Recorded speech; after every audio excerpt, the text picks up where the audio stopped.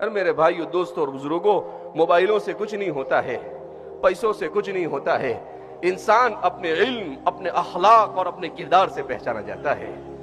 انسان کے اخلاق اچھے ہو، چاہے اس کے پاس علم نہ ہو، تبھی وہ انسان سر بلند رہتا ہے۔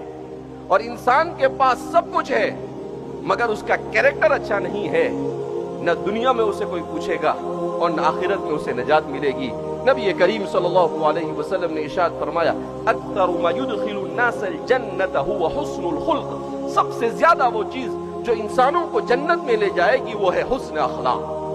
حضور نے کثرت عبادت نہیں کہا، حضور نے کہا کہ جتنے اخلاق آپ کے اچھے ہوں گے آپ اتنا ہی جلد جنت کے اندر اتنا بلند اور اتنا عظیم مقام حاصل کریں گے۔